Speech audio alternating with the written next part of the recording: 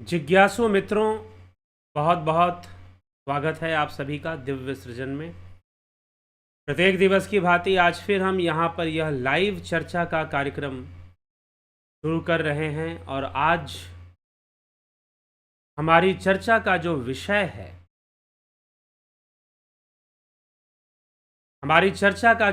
है वह विषय है, क्या प्याज लहसुन से धर्म भ्रष्ट होता है?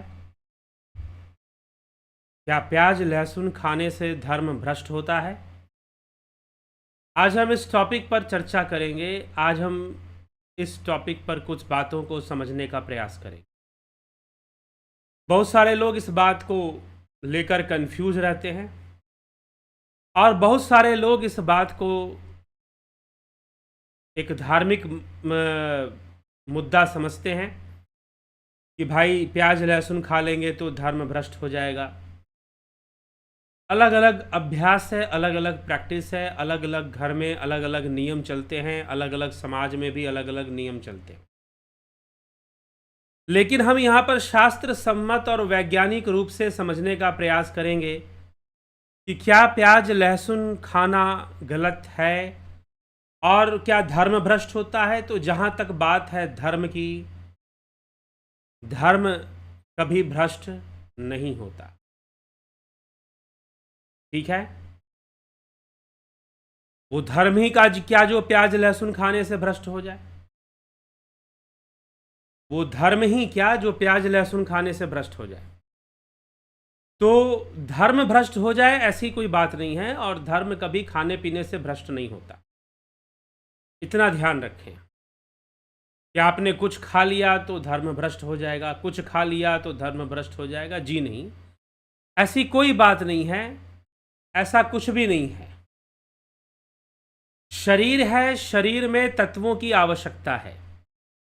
इस शरीर को चलने के लिए कुछ तत्व जरूरी हैं।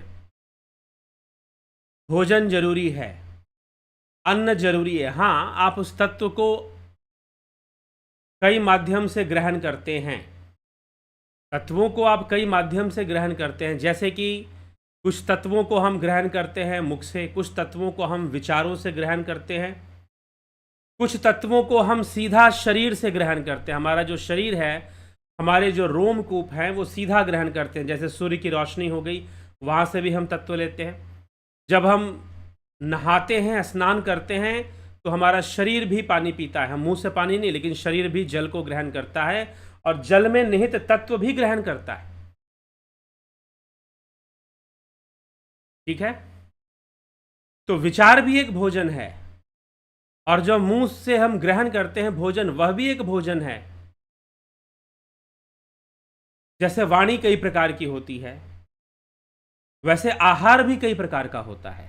आहार सिर्फ आप जो मुंह से खा रहे हैं वही आहार नहीं है। अगर आप कोई विचार ले रहे हैं, जैसे कि अभी आप विचारों को ग्रहण कर रहे हैं, तो विचारों को ग्रहण करना भी अपने आप में एक आहार है।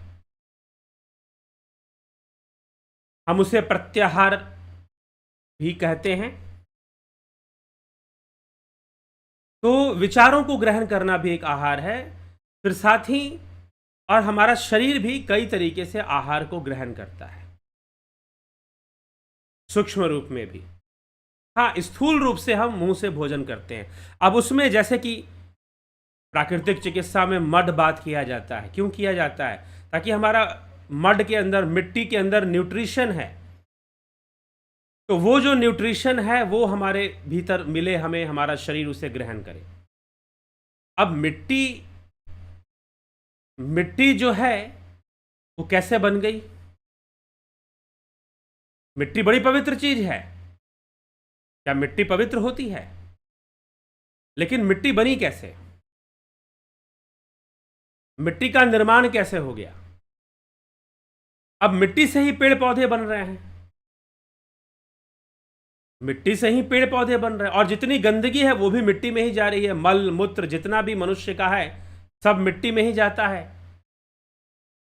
अब तो लोगों ने टॉयलेट्स बना लिए तो भी वो मिट्टी में ही जा रहा है एक तरह से देखें तो। नहीं तो पहले लोग खुले मैदान में शौच करने जाया करते थे, वो भी मिट्टी में जाता था और उसी मिट्टी से फसल होती थी और आप खाते हैं फसल। अभी भी जो पशु हैं, जानवर हैं, अपने मल मूत्र का त्याग खुले खेतों में करते हैं, और उन्हीं खेतों में आप खेती करते हैं, और खेती कर कर जो अनाज उत्पन्न होता है उसे आप खा लेते हैं।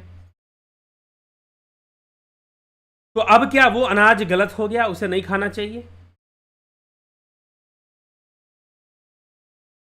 लेकिन आया तो वैसे ही है, मिट्टी से ही हुआ है, मिट्टी ही सारे रूप धारण करती है, ठीक ना? मिट्टी मिट्टी में मिल जाएगा, ठीक है। इसीलिए कई ऐसे भजन मुझे सुनने को मिलते हैं, माटी में मिलेगी माटी, पानी में पानी, मरे अभिमानी, हर अभिमानी व्यक्ति को मृत्यु प्राप्त होती है। अभिमान किसका करते हो? जो भी आ रहा है मिट्टी से ही आ रहा है, जो भी आ रहा है मिट्टी से ही आ रहा है। लेकिन ये कहना, अब इससे ये कहना कि हम ये नहीं खाएंगे, वो नहीं खाएंगे, ठीक है, तो अब इसका इससे कोई संबंध नहीं, इसका कोई सनातन धर्म के शास्त्रों में इस बात से कोई लेना देना नहीं है, ठीक है। और खाने पीने से किसी का धर्म भ्रष्ट नहीं होता है। अब चलिए, हमें यह समझना है कि क्या खाना चाहिए, क्या नहीं खाना चाहिए, क्या पथ्य है और क्या अपथ्य है, किसके लिए पथ्य है और किसके लिए अपथ्य है। पथ्य है तो किसके लिए और अपथ्य है तो किसके लिए, यह भी एक प्रश्न होता है। और दूसरी बात, शरीर की जो आवश्यकता है, शरीर में जो तत्वों की आवश्यकता है वो है।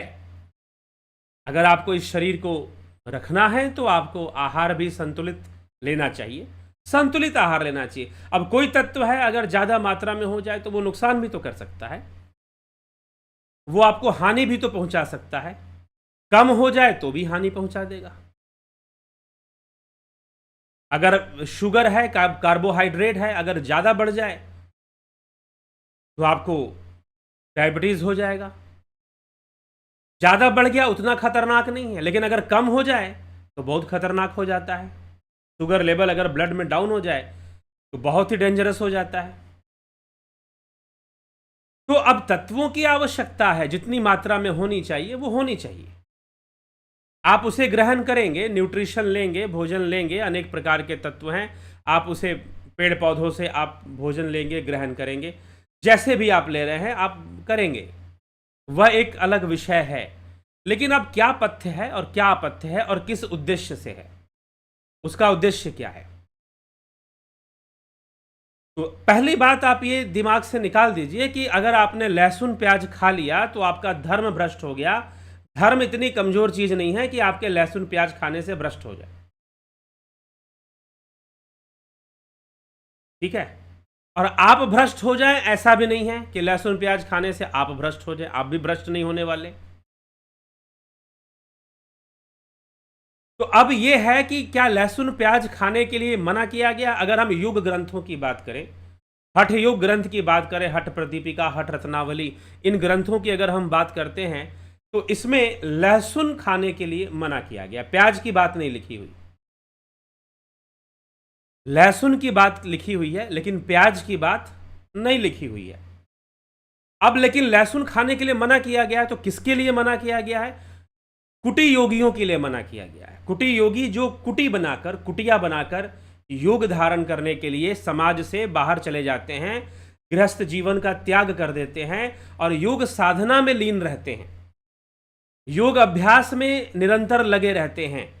ऐसे योगियों के लिए जो गृहस्थ जीवन नहीं जी रहे हैं, गृहस्थ जीवन का उन्होंने त्याग कर दिया है और कुटी बनाकर बाहर में रहते हैं, उनको जो है ऐसे भोजन का त्याग करना चाहिए जो उत्तेजक हो।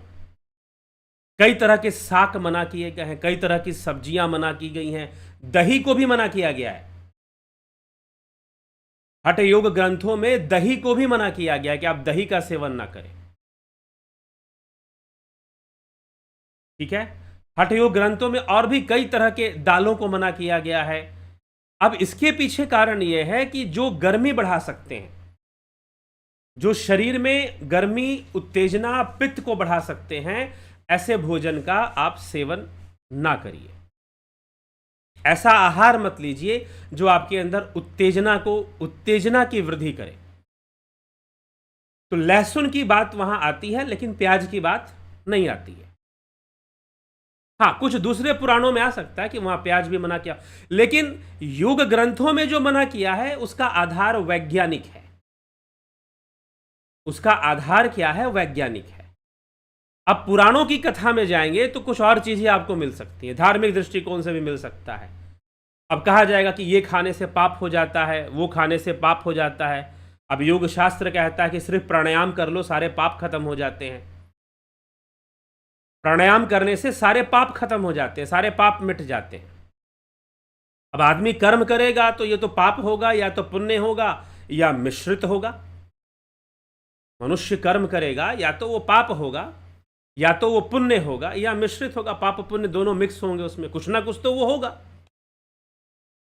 तो अब कर्म बंधन तो फिर भी लगेगा, कर्म बंधन नहीं लगेगा ऐसा नहीं है। कुछ भी खा लो, कर्म बंधन तो बनना है। चाहे सात्विक से सात्विक भोजन कर लो, कर्म बंधन तो फिर भी बनेगा। कर्मों से मुक्ति वहां पर नहीं है, वो तो मात्र योग के माध्यम से ही किसी को कर्मों से मुक्ति मिलती है। तो इसलिए, और ये किसके लिए है? साधकों के लिए। सिद्धों के लिए तो कोई नियम माना नहीं गया है। सिद्धों के लिए कोई नियम नहीं माना गया। जो सिद्ध हो चुके हैं उनके लिए नियम नहीं माना जाता। हाँ, बाकी फर्क पड़ता है, भोजन का फर्क पड़ता है, लेकिन जितना फर्क पड़ता है उतनी ही बात समझनी चाहिए। अनावश्यक रूप से कुछ समझ लेंगे तो बड़ी दुविधा हो जाएगी और बड़ा दुष्प्रचार हो जाएगा। हाँ, अब एक पक्ष है, सांख्य पे आधारित आयुर्वेद के ग्रंथ हैं। मूल सांख्य ही था, तो सांख्य के ऊपर ही आधारित आयुर्वेद के ग्रंथ हैं। और आयुर्वेद में भाई औषधि है, लहसुन तो एक बहुत बड़ी औषधि है, प्याज भी औषधि है, खाना ही चाहिए। तो कुछ विद्वान आपको कहते हुए मिलेंगे, भाई ये तो ग्रहण करना चाहिए, इसको खाने में कोई दिक्कत नहीं है, और ये शाकाहारी है, बिल्कुल कोई जीव हत्या वाला भी बात इसमें नहीं आ रहा है। चलो, पेड़ पौधे भी वैसे जीव होते हैं, लेकिन भावनाओं की अभिव्यक्ति बाकी पशुओं के समान तो वो नहीं कर रहे हैं। कुल मिलाकर जीव जीव पे ही निर्भर है। जीव तो जीव पर भी ही निर्भर है, चाहे पेड़ पौधे के रूप में हो, चाहे पशु के रूप में हो। ठीक है, एक प्रोसेस होता है। चक्कर यही है कि जब तक इस शरीर में हो ना, तो पाप और पुण्य किसी न किसी माध्यम से आपके द्वारा होंगे। आप कहोगे कि मैं बच जाऊंगा, नहीं बच पाओगे। ठीक है,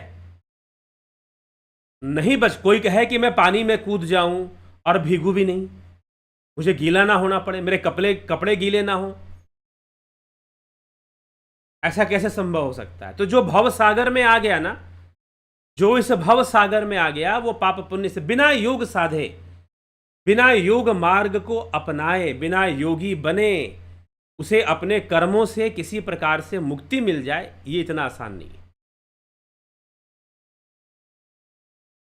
बात सही है, जहां भावनाओं की अभिव्यक्ति अधिक है, पशुओं में भावनाओं की अभिव्यक्ति अधिक है, अगर उनको खाते हैं तो उनके भाव, उनकी हाय हमें कहीं ना कहीं जरूर लगेगी। तो किसी न किसी माध्यम से कर्म तो बनता है। अब आप कहो कि हम खाएंगे नहीं, तो फिर शरीर कैसे निर्वाह करोगे? शरीर दूसरे माध्यम से तत्वों को ग्रहण करेगा, सिद्ध योगी कर लेते हैं।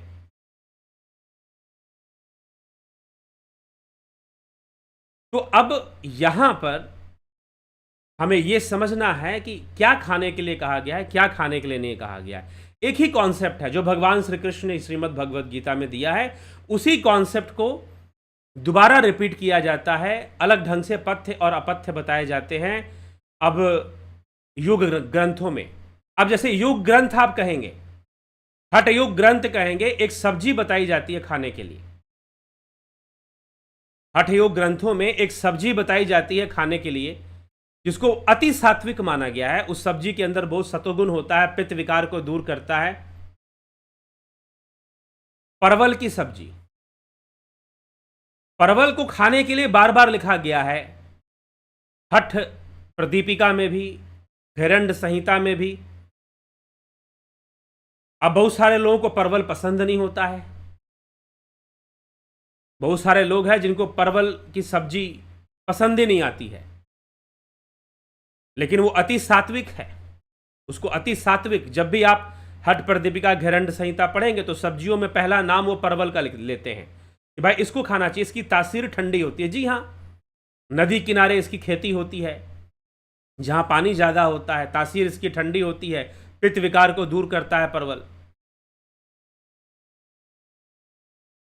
तो सात्विकता उसमें बहुत होती है। हाँ, देश के कई राज्यों में बहुत भारी मात्रा में इसको खाया भी जाता है। तो सात्विक है, लेकिन अब कई क्षेत्रों में लोग पसंद नहीं करते हैं, कई क्षेत्रों में लोग नहीं खाते हैं। ठीक, तो लोग अपनी अपनी विचारधारा की पुष्टि करने में लग जाते हैं कि भाई हमें हमें हमारे यहां ये चलता है तो यही वाली बात 100% सही है, बाकी बातें गलत साबित कर दो। लेकिन ऐसा होता नहीं है। तो मूल जो बेसिक कॉन्सेप्ट है खाने और पीने का, भगवान श्री कृष्ण ने श्रीमद् भगवद गीता में दिया है। भोजन भी 3 प्रकार के होते हैं, सात्विक, राजसी और तामसी। सात्विक, राजसिक और तामसी, ये 3 प्रकार के भोजन होते हैं। सात्विक भोजन में ज्यादातर फल फ्रूट ही आते हैं जो सीधा हमें प्रकृति से प्राप्त होते हैं। हाँ, ऐसा नहीं कि कोई भी कच्ची चीज सात्विक हो जाएगी, नहीं। इस बात से मतलब नहीं है कि वो फल फ्रूट है या क्या है, मतलब इस बात से है कि उसका गुण कैसा है, उसका गुण कैसा है। जिस तरह के गुणों की वृद्धि करेगा भोजन वैसा ही कहलाएगा। और अगर आपको योग मार्ग पे चलना है तो आपके अंदर सतोगुण और थोड़ा रजोगुण और उससे भी कम तमोगुण की आवश्यकता है। आपको ज्यादा मात्रा में सतोगुण की आवश्यकता है, उससे कम रजोगुण की आवश्यकता है और उससे भी कम तमोगुण की आवश्यकता है। यह नहीं बोल सकते आप कि तमोगुण होना ही नहीं चाहिए। इस पूरी कायनात में, इस पूरी प्रकृति में, पूरे संसार में एक वस्तु ऐसा नहीं है जो इन तीनों गुणों से मुक्त हो। श्रीमद् भगवद गीता में भगवान श्री कृष्ण इसे बेहतर ढंग से समझाते हैं कि एक वस्तु या एक व्यक्ति ऐसा नहीं हो सकता, चाहे स्वयं अवतारी पुरुष इस धरती पे आ जाए तो वो भी तीनों गुणों को धारण करके आएंगे। उनके अंदर सात्विकता भी होगी, राजसिकता भी होगी और तामसिकता भी होगी। ये तीनों होंगे ही होंगे। तो अब हमें भोजन को भी 3 भाग में हम बांटते हैं, सात्विक भोजन, राजसी भोजन और तामसी भोजन। 3 भाग में हम बांटते हैं। तो जब हम 3 भाग में इसको हम बांटते हैं तो सात्विक भोजन हमें करना चाहिए, निश्चित रूप से करना चाहिए। फिर हमें राजसी भोजन भी करना चाहिए थोड़ा सा, अगर हमें, क्योंकि हमें कर्म करना है, योगाभ्यास जो योगियों के लिए बताया जा रहा है। अभी मैं चर्चा योगियों की कर रहा हूं, फिर सांसारिक लोगों पर भी आऊंगा कि उन्हें कैसा भोजन करना चाहिए, गृहस्थ जीवन में जो जी रहे हैं। तो योगी जो हैं उन्हें सात्विक भोजन करना चाहिए।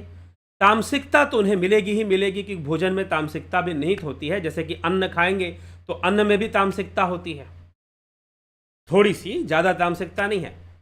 जब आप नमक खाएंगे तो यहां से रजोगुण की वृद्धि होगी।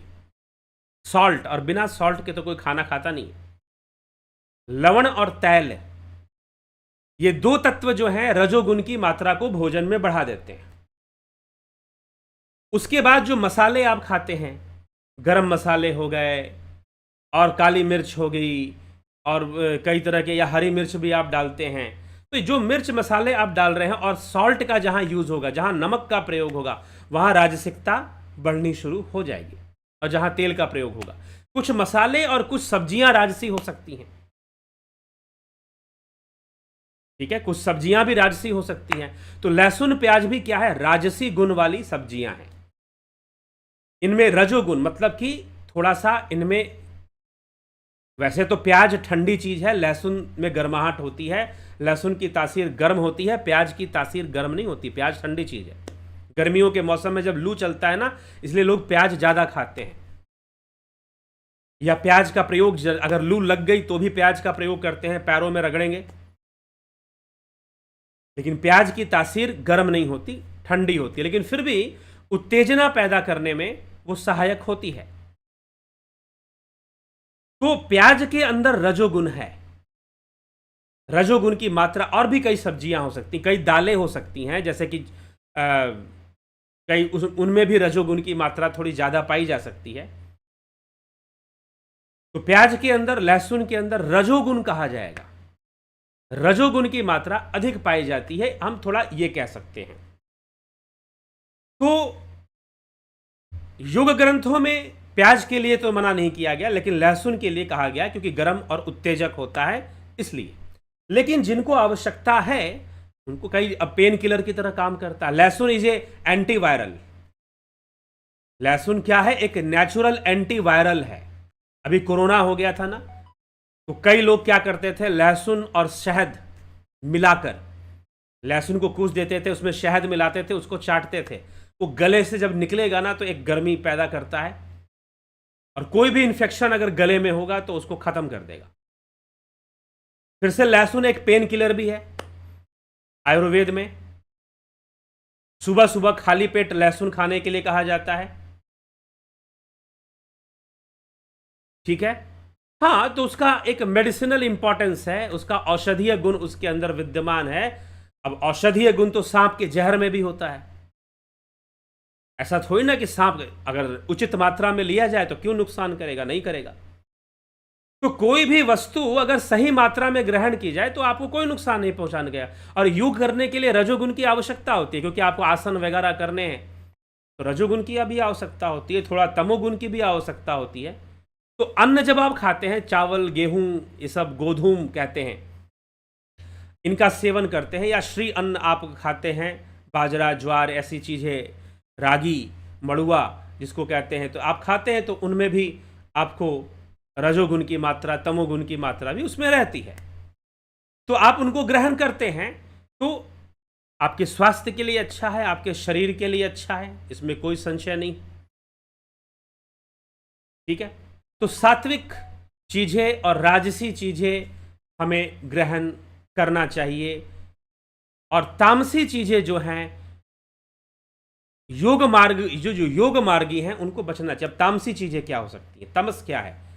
तो लहसुन और प्याज, इसे तामसी तो मत कहिए आप, तामसी नहीं है, क्योंकि जो भगवान कृष्ण ने जो तामसी की कैटेगरी बताई है, तामसी के जो तामस जो गुण पैदा करता है, जो उसके सिम्टम बताए हैं, वो लहसुन प्याज खाने से आते नहीं है। क्या सिम्टम है? अब कुछ लोग कहते हैं नॉनवेज तामसी है। नॉनवेज भी पूरी तरह से तामसी नहीं है, राजसी ज्यादा है, ठीक है। हाँ, तमस की मात्रा थोड़ी अधिक है। अब तामसी क्या है? तामसी क्या करेगा? तो भगवान श्री कृष्ण साफ साफ लिखते हैं श्रीमद् भगवद गीता में कि जो तामसी भोजन है वो प्रमाद उत्पन्न करेगा। प्रमाद कहने का अर्थ है नशा, नशा उत्पन्न करेगा।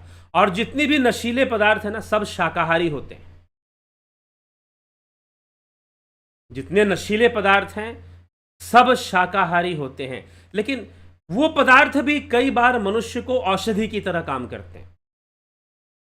अगर औषधि रूप में ग्रहण किया जाए तो कोई दोष नहीं है, लेकिन अगर नशे के लिए, प्रमाद के लिए अगर ग्रहण किया जाए तो फिर उसमें दोष है। और जितनी भी नशीली पदार्थ होती है ना, सब की सब शाकाहारी होती है, ध्यान रखिएगा। इसलिए मैंने कह दिया कि आप शाकाहारी को सात्विक मत बोलिए, कॉन्सेप्ट बिगड़ा हुआ है। फिर वही बात आ गई जो कल हम कह रहे थे, ब्रह्मचर्य शब्द कॉन्सेप्ट ही बिगड़ा हुआ है, कॉन्सेप्ट ही बिगड़ा हुआ है। यहां पर भी कॉन्सेप्ट बिगड़ा हुआ है लोगों का। वो समझते हैं शाकाहारी मतलब सात्विक, बिल्कुल नहीं। मुझे ऐसे कुछ पुजारी जी लोग भी मिले, मंदिर में पूजा वूजा करवाते भी हैं, और फिर थोड़ा सा उनको टाइम जैसे ही मिलता है सुरती निकालते हैं और मलना शुरू कर देते हैं। ऐसे भी कुछ लोग मिल जाते हैं। मैं ये नहीं कहता कि हर पुजारी ऐसा काम कर रहा है, लेकिन कुछ पुजारी जी लोग ऐसे भी मिल जाते हैं, सुरती मलना शुरू कर देते हैं। तो इसको खाने में क्या दोष है? ये तो शाकाहारी है, तो शुद्ध है, सात्विक है, खैनी खाइए, आप सुरती खाइए। जी नहीं, जो प्रमाद उत्पन्न करे, जो नशा पैदा करे, वही तामसी। उसी को भगवान श्री कृष्ण तामसी कह रहे हैं कि वो तामसी है। हाँ, अब ऐसा नहीं कि दूसरे जो आप भोजन कर रहे हैं उनमें तमोगुण नहीं है, अन्न खाते हैं उसमें भी तामसिकता थोड़ी सी होती है, लेकिन उतनी तामसिकता की आवश्यकता हमारे शरीर को है। जैसे हम चावल खाते हैं, रोटी खाते हैं, उनमें भी तामसिकता थोड़ी सी अन्न में भी होती है, लेकिन उतनी तामसिकता हमारे शरीर के लिए जरूरी है, हमारे व्यक्तित्व के लिए जरूरी है। लेकिन जब आप ज्यादा तामसी भोजन लेंगे, तामसी भोजन में शराब हो गया, मदिरा हो गया, बासी भोजन हो गया, या सड़ा गलाकर जो भोजन बनता है, क्या यही सब बनते हैं, शराब मदिरा और क्या क्या, तो वो सब तामसी के अंतर्गत आने शुरू हो जाए, क्योंकि वो प्रमाद उत्पन्न करेंगे, वो आपको आलस्य उत्पन्न करेंगे, नशा, एक नशे में आपको ले जाएंगे, प्रमाद में आपको ले जाएंगे। तो ये तामसी भोजन उनको हम कहेंगे जो आपको प्रमादी बना रहे हैं, उनको हम तामसी कहेंगे। तो तामसी भोजन से बचना है, नशे की चीज़ों से बचना है। अगर योग मार्ग पे चलना है तो नशे की चीज़ों से बचना है। मांस मछली से भी अगर योग मार्ग पे सफलता प्राप्त करनी है तो मांस मछली का भी त्याग करना चाहिए, और अत्यधिक राजसी भोजन भी नहीं करना चाहिए। बहुत गरम मसाला का प्रयोग, बहुत उत्तेजक मसालों का प्रयोग या लहसुन का प्रयोग नहीं करना चाहिए। हाँ, लेकिन अगर व्यक्ति गृहस्थ जीवन में है, कि ब्रह्मचारी को तो नहीं करना चाहिए, साधारण भोजन उसे करना चाहिए, लेकिन जो गृहस्थ जीवन में प्रवेश कर चुका है वो उसे थोड़ी सी इस मामले में छूट है। और दूसरा, सिद्धों को तो पूर्ण छूट होती है, जिनको ये बात समझ में आ गई है और जिनके योग मार्ग में कभी फर्क नहीं पड़ने वाला, वो कुछ भी खा लें, वो योगी ही बन के रहेंगे। उनका योग मार्ग कभी खंडित नहीं होने वाला, कभी योग मार्ग में बाधा नहीं आने वाला, तो निश्चय ही इससे उनको फर्क नहीं पड़ता है। लेकिन जो गृहस्थ जीवन में है उसे राजसी भोजन थोड़ा करना चाहिए, क्योंकि उसे अपने जीविकोपार्जन के लिए कर्म भी करना है। ठीक है, गृहस्थ की पालना भी करनी है, तो उसके लिए उतना बंधन नहीं है। लेकिन जो गृहस्थ को त्याग कर कर कुटिया बनाकर आश्रम में या योगी ऐसे योग साधना का अभ्यास में लगा हुआ है, और वो चाहता है कि मुझे अब जीवन में यही कार्य करना है, योग साधना में ही लीन होना है, दूसरा कोई कार्य नहीं करना है, तो फिर ऐसे व्यक्ति को पूर्ण रूपेण सात्विक भोजन पर ही ध्यान देना चाहिए। लेकिन अब यह है कि संतुलन बनाना भी जरूरी है, तो अन्न का त्याग वो ना करे कम से कम, और सब्जियां भी, जो जरूरी सब्जियां भी हैं उनका भी सेवन करें। नमक का प्रयोग थोड़ा कम कर दे, क्योंकि नमक ही राजसिकता ले आती है। सब्जियां अपने आप में राजसी नहीं होती, जब उसमें नमक पड़ेगा, तेल पड़ेगा, मसाले पड़ेंगे, तो राजसी गुण को धारण कर लेंगे, तो राजसी आ जाएगा। तो अब इस तरह से भोजन का आपका कर्म क्या है, आपका कार्य क्षेत्र क्या है, उसके अनुसार भोजन को ग्रहण करने की बात हमारे शास्त्र करते हैं, कहते हैं। लेकिन हम कहीं से कोई छोटी सी बात पढ़ लेंगे, कहीं पर कोई छोटी सी कहानी पढ़ लेंगे, कहीं पर कोई छोटा सा हमने किस्सा पढ़ लिया और उसको हमने दिमाग वहां पर तो ये अरे कम से कम पूरा नॉलेज तो लो, पूरी बात तो समझने का प्रयास करो। इसीलिए मूल ग्रंथों और मूल शास्त्रों की समझ लोगों के अंदर पैदा नहीं हो पाती है। छोड़ दीजिए साधारण मनुष्य की बात, छोड़ दीजिए, बड़े बड़े कथावाचक हो सकते हैं जिनको मूल शास्त्रों की समझ नहीं है कि हमारे मूल शास्त्र हमें क्या शिक्षा दे रहे हैं, क्या समझाना चाह रहे हैं, उसकी अंडरस्टैंडिंग डेवलप नहीं हो रही है। योग क्या है? एक समझ है, एक अंडरस्टैंडिंग है योग। तो अगर वो समझ हमारे अंदर, अंडरस्टैंडिंग हमारे अंदर डेवलप कर जाए, विकसित हो जाए, तो फिर कोई दिक्कत नहीं है। आप खुद जान जाएंगे हमें क्या खाना है, क्या नहीं खाना है, कैसे खाना है, कैसे मैनेज करना है, कैसे संतुलन बना के रखना है, क्योंकि योग का लक्ष्य तो संतुलन ही है। और जब संतुलन बनाना है तो खाना पीना भी संतुलन का ही विषय है। जब संतुलन बनाना है तो भोजन करना भी संतुलन का ही विषय है। तो आप एक संतुलन बना के रखिए अपने जीवन में भोजन के माध्यम से। और जो भोजन आपके संतुलन को बिगाड़ दे उस भोजन को ग्रहण मत कीजिए। नशे के चक्कर में मत पड़िए, नशा आदि मत कीजिए। योग के मार्ग से जुड़िए, योग करिए और योग में सफलता मिले ऐसा ऐसा भोजन करिए। तो योग में सफलता चाहिए तो रजोगुण खत्म भी नहीं होना चाहिए। राजसी भोजन थोड़ा बहुत करना ही चाहिए, सात्विक भोजन भी करना चाहिए, थोड़ा राजसी भोजन भी करना चाहिए। शरीर को जो तत्व मिलने चाहिए वो आप उनको दीजिए। अपने विवेक से चलिए। एक योगी के लिए सबसे बड़ी बात होती है कि उसे योग मार्ग पर सफलता मिले। योग मार्ग पर सफलता मिले। योगी को एक प्रेमी बनना पड़ता है, तभी भक्ति योग शुरू होता है। जब वो प्रेमी बनता है तो भक्ति योग उसका शुरू हो जाता है। जैसे गोपिकाएं थी, उनको पाप और पुण्य से मतलब नहीं था, उन्हें तो कृष्ण से प्रेम था।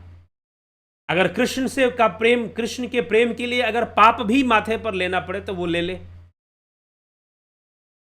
एक उदाहरण है, ऐसी कथा आती है भागवत महापुराण में, जहां पर गोपियां जो हैं वो पाप भी करने के लिए तैयार हो जाती हैं कृष्ण के लिए।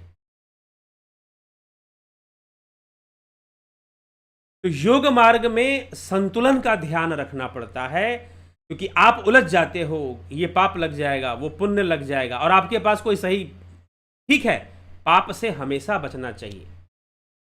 हमसे ऐसा कोई कर्म ना हो जो कि पाप कर्म की श्रेणी में आए, हमें इसका हमेशा ही ध्यान रखना चाहिए। लेकिन कई बार हम गलत रूप से शिक्षित हो जाते हैं, कई बार हम गलत रूप से शिक्षित हो जाते हैं, और जब हमारी शिक्षा गलत हो जाती है तो हम व्यर्थ की परिभाषाएं लेकर ढोते रहते हैं कि ये पाप है, वो पुण्य है, और उसका कोई तर्क नहीं होता हमारे पास कि ये पाप क्यों है, ये पुण्य क्यों है। परिस्थितियां होती हैं, परिस्थितियों के अनुसार पाप पुण्य की परिभाषाएं भी बदल जाती हैं।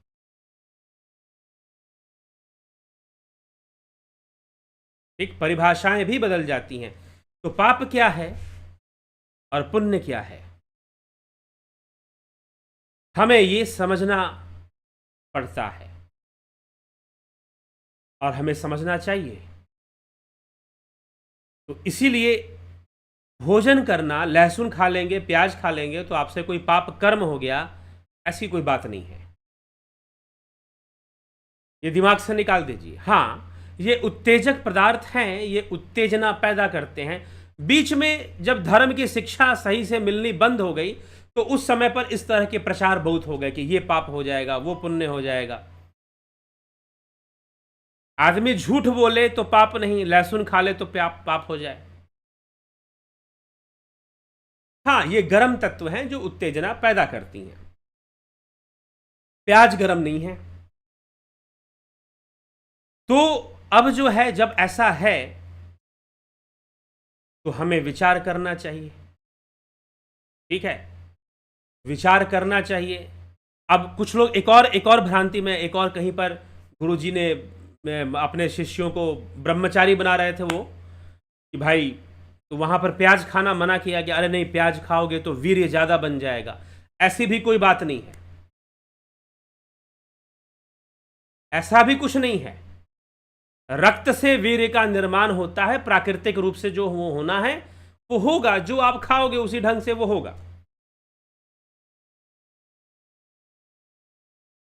तो इसलिए हमें मन से,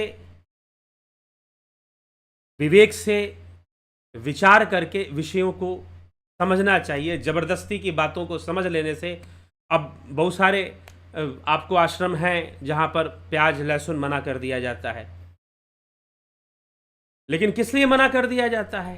तुम प्याज लहसुन खाओगे तो काम वासना उत्पन्न। अरे अगर आप वास्तव में काम वासना को खत्म करना चाहते हैं, अन्न ही खाना बंद कर दो।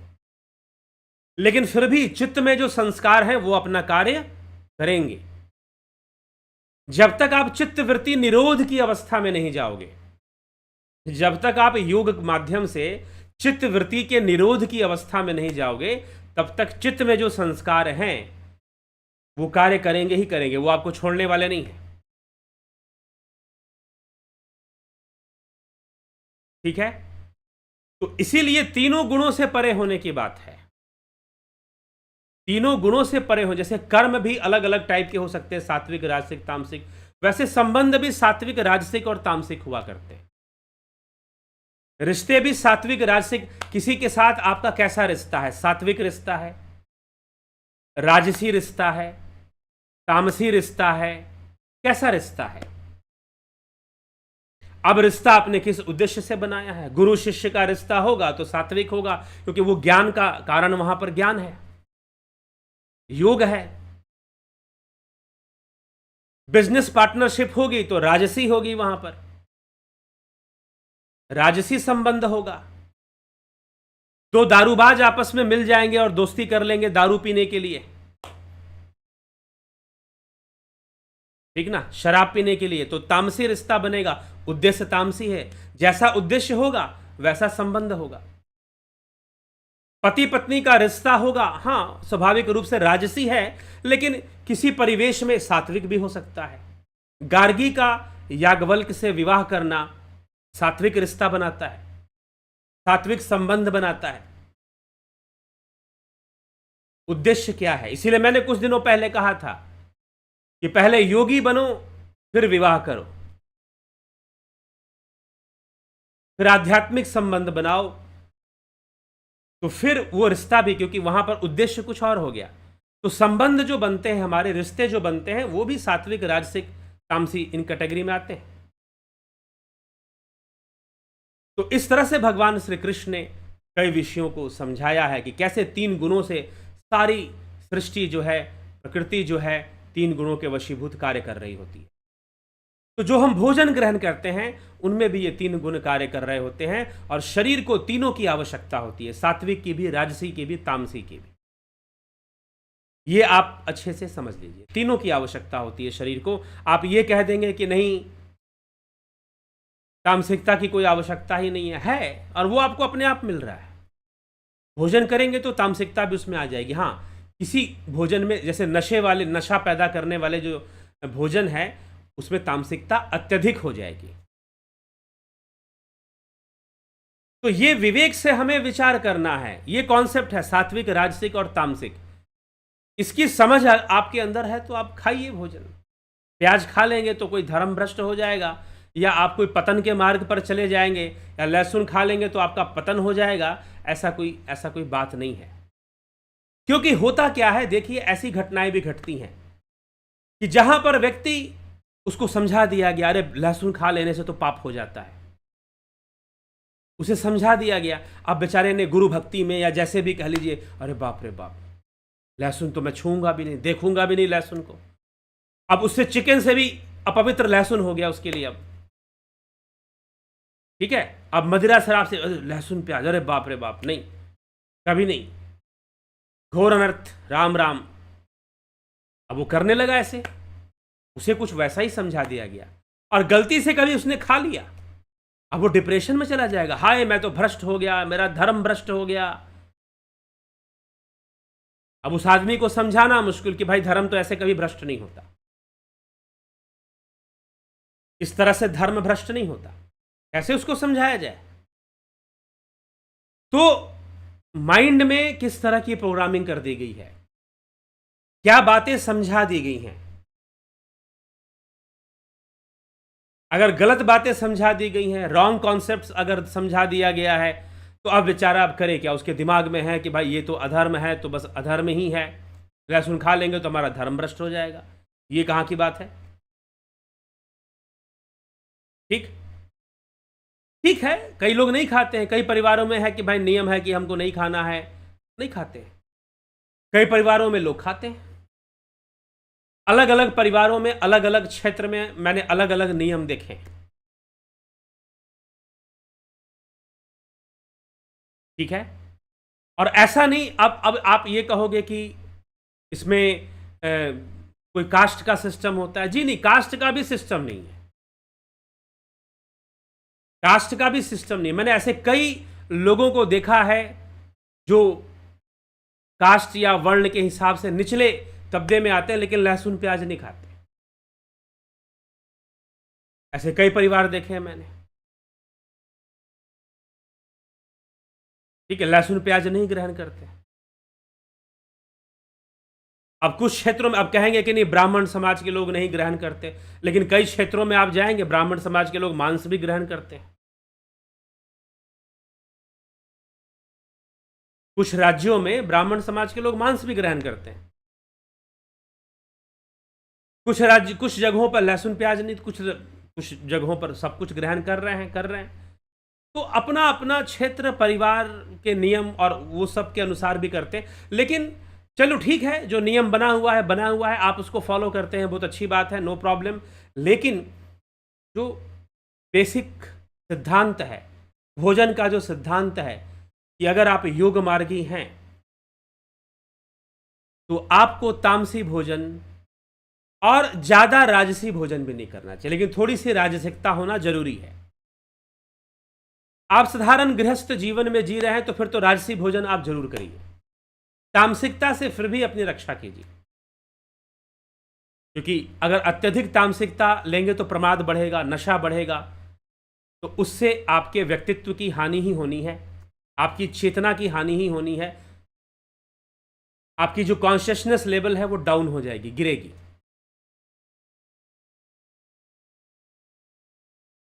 तो ये सब बातें हमको इस विषय में समझना चाहिए।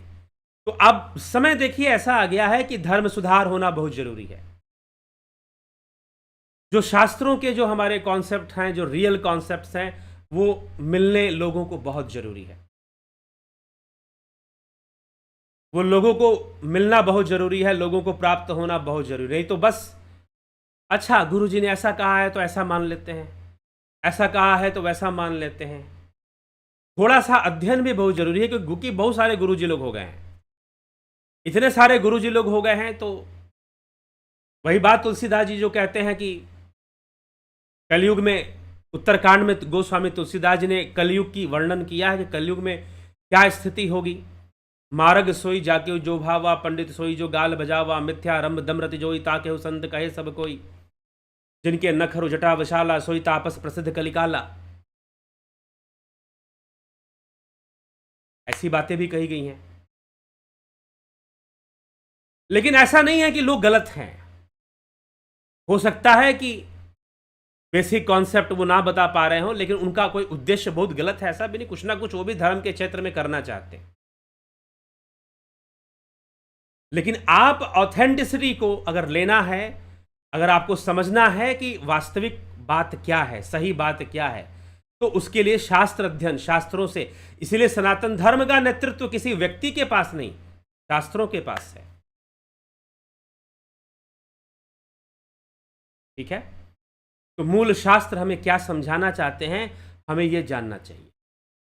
पुराणों की कहानी को मात्र हमें शास्त्र समझकर नहीं चल देना चाहिए कि पुराणों में जो कथा लिखी गई है वो शास्त्र हो गया, जी नहीं, उसे हम वैदिक शास्त्र नहीं कह सकते।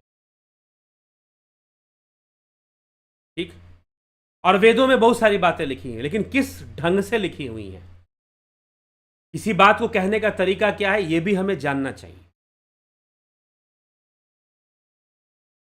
कुछ किसी ने मुझे कुछ दिन पहले पूछा क्या वेदों में बलि प्रथा के बारे में नहीं लिखा गया है, बलि क्रिया के बारे में लिखा गया है। बलि क्रिया के बारे में लिखा गया है, ना कि बलि प्रथा के बारे में लिखा गया, ये ध्यान रखिएगा। प्रथा तो आज लोग बना लेते हैं, क्रिया के बारे में लिखा गया है। अब सती प्रथा की लोग बात करते, सती प्रथा नामक कभी कोई चीज ही नहीं थी, प्रथा नहीं थी वो। कुछ कुछ क्षेत्रों में बाद में इसको प्रथा का रूप देने का कोशिश किया गया, देने की कोशिश की गई, सती प्रथा को हम प्रथा का रूप दे दें, कोशिश की गई। लेकिन देश भर में या बहुत सारे के 90% स्टेट्स में ऐसी प्रैक्टिसेस नहीं चलती थी। ठीक है, सती प्रथा की प्रैक्टिस नहीं चला करती। तो इसीलिए हमें इन सब कई बातें हो जाती हैं और उसको हम एक अंधविश्वास की तरह उसे मानना शुरू कर देते हैं।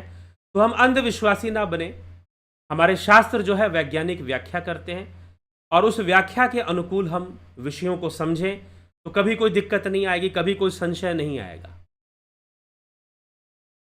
तो ये हमें विचार करना चाहिए।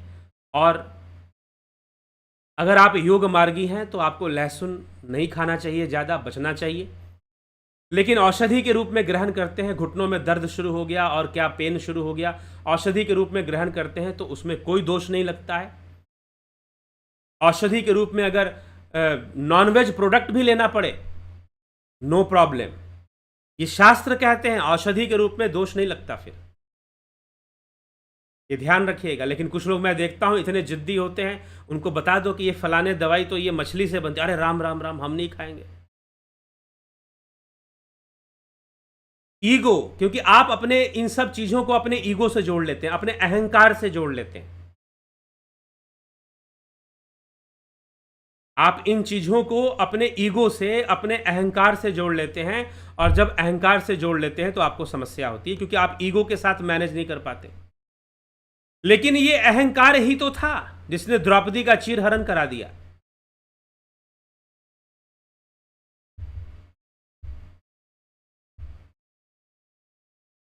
यह अहंकार ही तो था जिसने द्रौपदी का चीरहरण करा दिया। बताइए। सब अपनी अपनी अपने अपने धर्म को निभा रहे हैं। भीष्म पितामह अपने धर्म को निभा रहे हैं, अपनी प्रतिज्ञा निभाए जा रहे हैं। पांडव जो है अपनी प्रतिज्ञा कि भाई हमारे बड़े भैया हैं, जब तक वो आज्ञा नहीं करेंगे, जब तक भीष्म पितामह आज्ञा नहीं करेंगे, हम कैसे द्रौपदी को बचाने जाएं।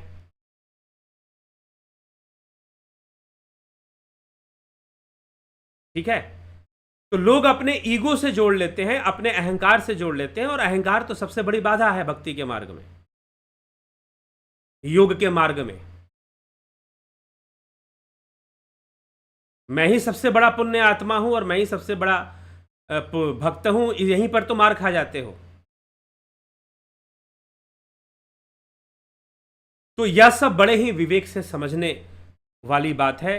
इसलिए योग मार्ग को मीराबाई ने कहा, ऊंची नीची राह लपटीली, मुंह से चढ़ियो ना जाए, पिया दूर बसे मारो झीणो सुरत झखोला खाए।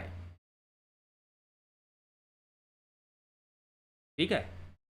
ये योग का मार्ग भी बड़ा विचित्र है, कभी लगेगा ये सही है, कभी लगेगा ये सही है। लेकिन जो योगी संतुलन के विज्ञान को सही से समझता है, वो निर्णय लेने में पीछे नहीं रहेगा, क्योंकि उसका लक्ष्य है संतुलन। कुछ भी खाना पड़े, अगर उसको खाने से संतुलन बनेगा, खा लो। जहां आवश्यकता हो गई, और नहीं तो योग मार्ग में पथ्य अपथ्य बताया गया है, वैसा भोजन करना चाहिए। ठीक है।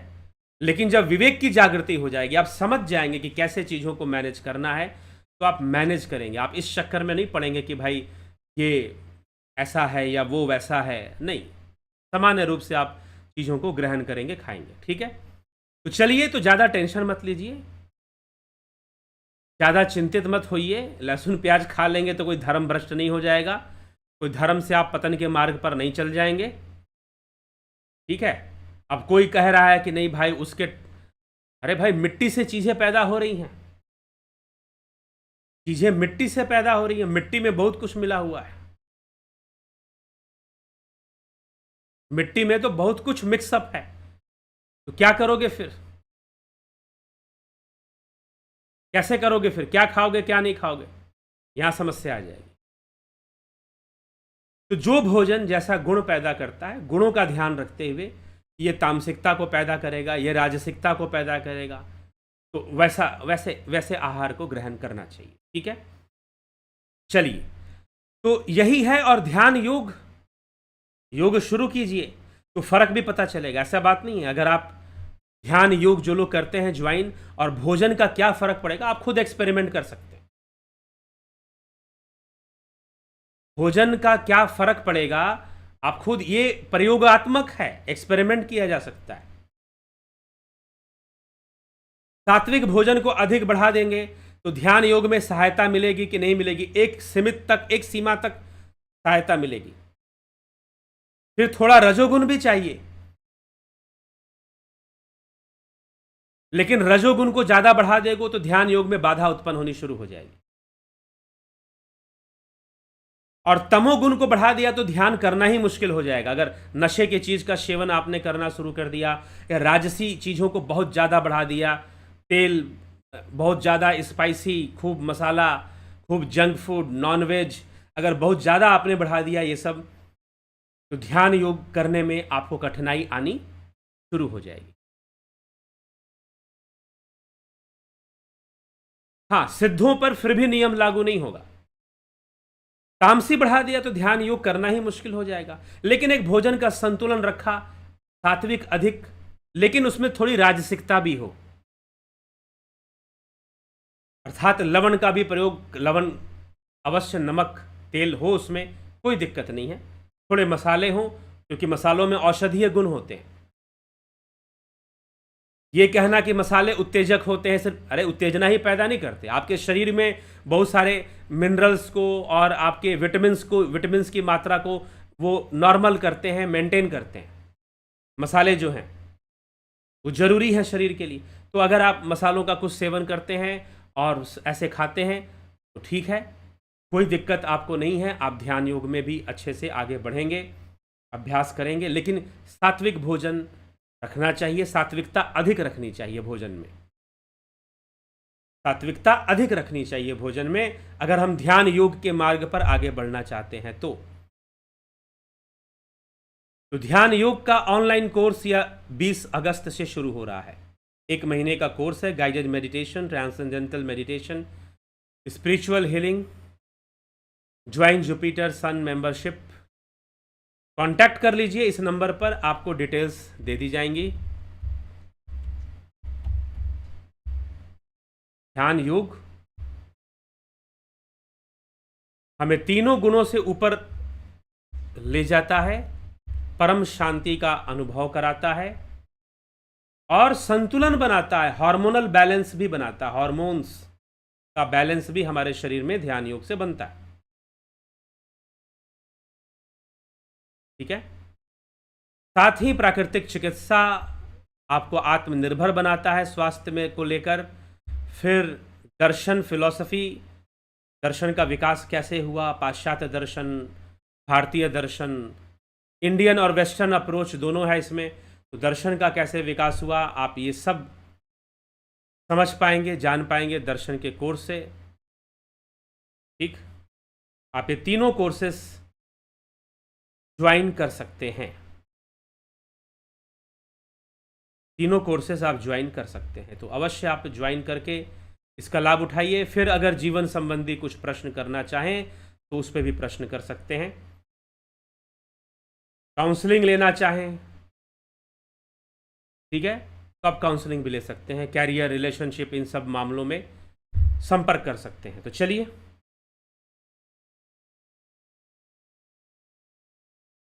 अभी हम आगे बढ़ेंगे और कार्यक्रम को विराम दें उससे पूर्व आपके कमेंट्स भी पढ़ लेते हैं। नवज्योति नाथ जी, जगत नारायण जी, संतोष कुमार जी, बहुत अभिनंदन है आप सभी का। स्वामी भक्ता देव शुभ योगी जी, कमलेश खैरनर, नरेंद्र माकुड़े, शिखर शर्मा, विनोद केसूद, योगेंद्र पंडित, घुमाना राम चौहान जी, शिवराम कृष्ण जी, पलकधारी जी, शिवराम कृष्ण, धन्यवाद भारत, संतोष गुप्ता, राम विलास जी, सविता नायक जी, श्वेता, कन्हाई कुमार जी, हीरालाल यादव, श्वेता राय सिन्हा, दयानंद जी, किशोर वैद्य, रतन सिंह जी, रविशंकर चौहान जी, बलवंत सिंह गोहिल, ओम राज हेमब्रॉम जी, भिखू उछाड़िया जी, हीरालाल यादव जी, योगेश खैरनर जी, प्रसन्ना साहू जी, प्रेजेंट मोमेंट,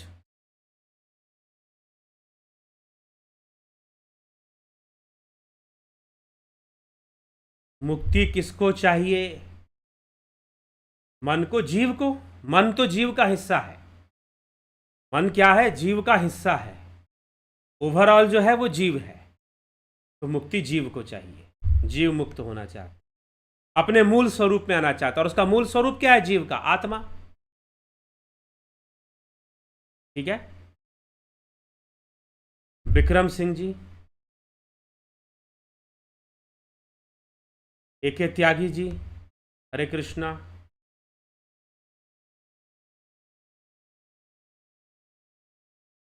मांसाहार का रेफरेंस हमारे किस शास्त्र में मिलता है? मांसाहार का रेफरेंस किस शास्त्र में मिलता है, मतलब किस तरह का रेफरेंस चाहिए आपको? किस तरह का? पुराणों में भी मिलता है, पुराणों की कई कथाओं में भी मिल जाएगा आपको, ठीक है। और फिर आपको शास्त्रों में आप आ जाएंगे तो मूल शास्त्रों में सात्विक, राजसिक और तामसी की चर्चा की जाएगी। सात्विक, राजसी और तामसी की चर्चा की जाएगी। हाँ, बलि क्रिया की चर्चा है। बलि क्रिया की चर्चा काम्य कर्म सिद्धांत में मिल जाता है कि काम्य कामनाओं की पूर्ति हेतु या काम्य कर्म हेतु कई लोग बलि दे दिया करते हैं,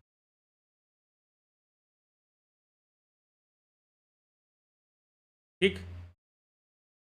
तो इस प्रकार का वर्णन भी मिलता है। लेकिन भोजन के रूप में मांस ग्रहण करना चाहिए या नहीं ग्रहण करना चाहिए, आपको कथाओं में मिल जाएगा। आपको ऐसी बातें कथाओं में, कई कथाएं हैं जहां पर इस तरह का वर्णन मिलता है, कथाओं में मिलता है कई जगहों पर। और मांस अर्पित करने का भी मिलता है, जैसे कि कई मंदिरों में मांस भोग लगता है। नेपाल के कई मंदिरों में आपको मिलेंगे, फिर आपको कामाख्या मंदिर और कई जगहों पर इस तरह का भोग लगाया जाता है बलि क्रिया के अंदर। हाँ, गलत है, सही है, एक दृष्टिकोण से गलत है, एक दृष्टिकोण से गलत है, हिंसा है। और एक तांत्रिक दृष्टिकोण है, उसके पीछे जो कुछ और बातें समझाता है, वो भी हमारे शास्त्रों से मिलती हैं, ठीक है। तो वहां पर एक अलग बात हो जाती है, ठीक है। तो शास्त्रों का जो विषय है मांसाहार और शाकाहार। आप मुझे एक बात बताइए, आपने एक बात पूछा कि मांसाहार का वर्णन हमारे किस रेफरेंस, किस शास्त्र में मिलता है। अब यह प्रश्न आपने क्यों नहीं पूछा कि शाकाहार का रेफरेंस किस शास्त्र में मिलता है? ऐसा कौन सा शास्त्र है जो शाकाहार शब्द का प्रयोग कर रहा हो?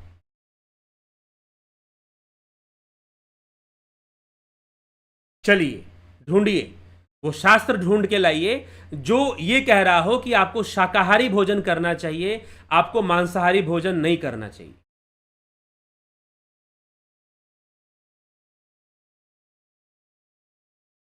कौन से शास्त्र में ऐसा लिखा है कि शाकाहारी भोजन करना चाहिए, मांसाहारी नहीं करना चाहिए, या मांसाहारी करो शाकाहारी मत करो? तो पहले तो आप ये समझ लीजिए कि शाकाहार और मांसाहार ये कॉन्सेप्ट हमारे शास्त्रों का है ही नहीं। इसीलिए तो मैं बार बार कह रहा हूं ना, अभी तो मैं आया नहीं, एक टॉपिक मैंने जानबूझकर आपसे लिया नहीं। गाय का दूध क्या है, मांसाहारी या शाकाहारी है, बताइए, कमेंट करके बताइए आप लोग। गाय का दूध आप खाएंगे, पनीर खाएंगे, दही खाएंगे, आप ये बताइए कि दही खाना, गाय का दूध पीना, ये मांसाहार है या शाकाहार है?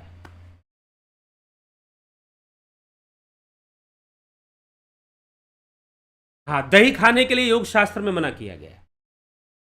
दही और दही के कई प्रोडक्ट्स को मना किया जाता है, योग शास्त्र में मना किया गया दही के लिए। अब ये आप बता दीजिए मुझको कि जो दूध है, दही है, ये शाकाहार है कि मांसाहार है? घी खाते हैं आप, भैंस के दूध से आप घी निकालेंगे, गाय के दूध से आप घी निकालेंगे, पूजा में प्रयोग करेंगे, आप भोजन में भी प्रयोग करेंगे, खाएंगे तो उसमें भी प्रयोग करेंगे। और आप बोलेंगे घी डालने से कोई भी भोजन पवित्र हो जाता है। गाय के दूध से निकला घी, कोई भी भोजन आप उसमें डालने से पवित्र हो जाता है। लेकिन गाय, अब घी क्या है, दूध क्या है, शाकाहार है या मांसाहार है? तो एके त्यागी जी, कॉन्सेप्ट बदलिए, या शाकाहार और मांसाहार वाला कॉन्सेप्ट खत्म कीजिए। आ जाइए दूसरे कॉन्सेप्ट पर, सात्विक, राजसिक और तामसिक।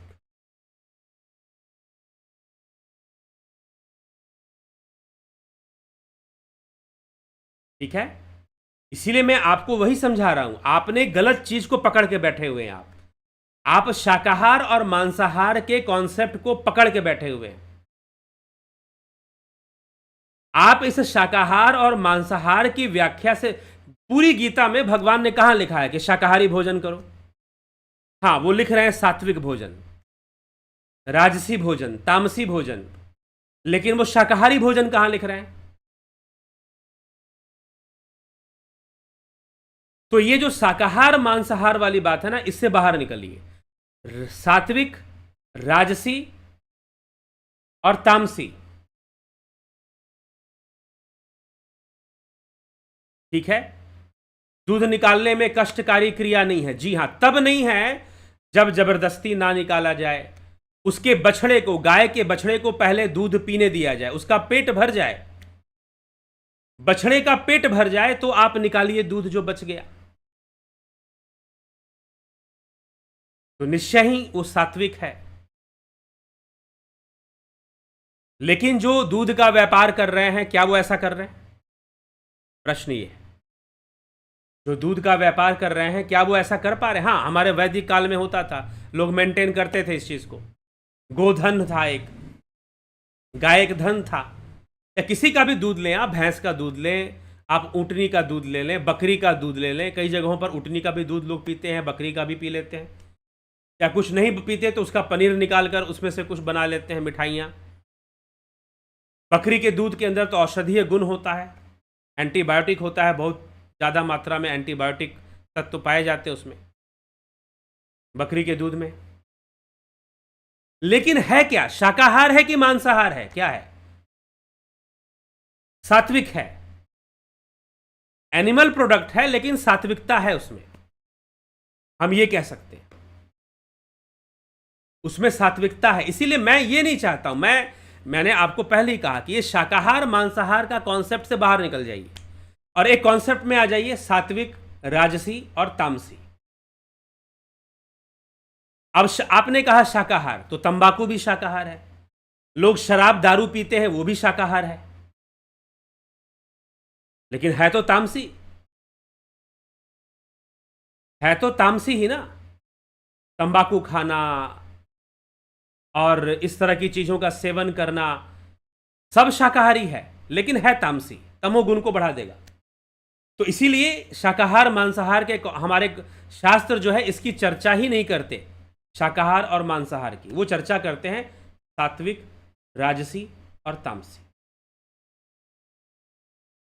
सात्विक भोजन कीजिए, योग मार्गियों के लिए सात्विक भोजन की अधिकता होना चाहिए, थोड़ी सी उसमें राजसिकता हो चलेगा, ज्यादा नहीं। राजसिक भोजन ज्यादा नहीं होना चाहिए, उसमें राजसिकता हो थोड़ी सी बस।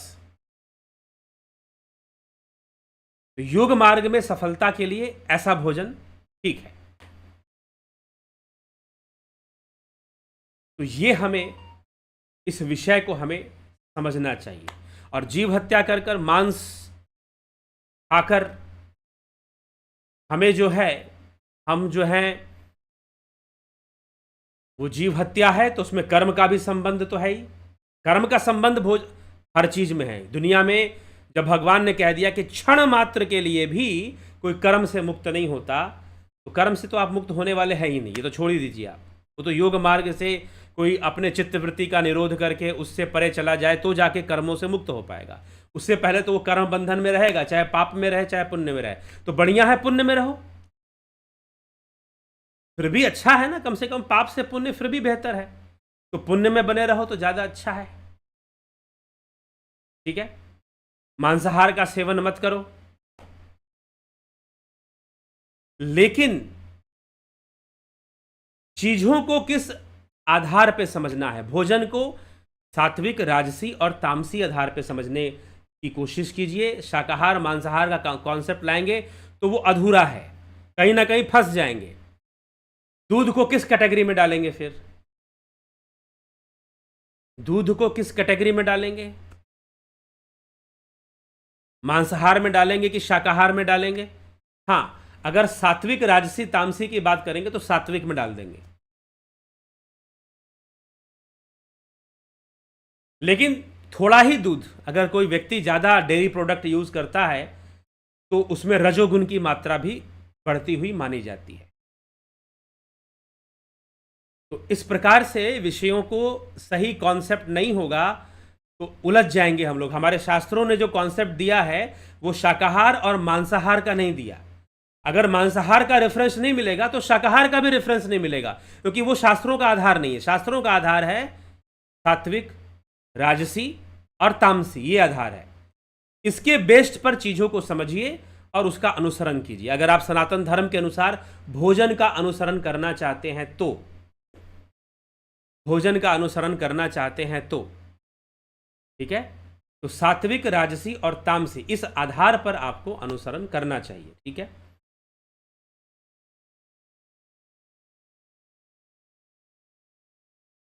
अगर वो एनिमल से आ रहा है तो मांसाहार कह सकते हैं, आ गया।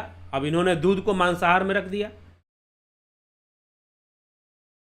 तो हमें समस्या देखिए यहीं पर है कि जो बातें हमें शास्त्रों ने समझाया है वो ना समझकर हम कुछ और समझ गए हैं।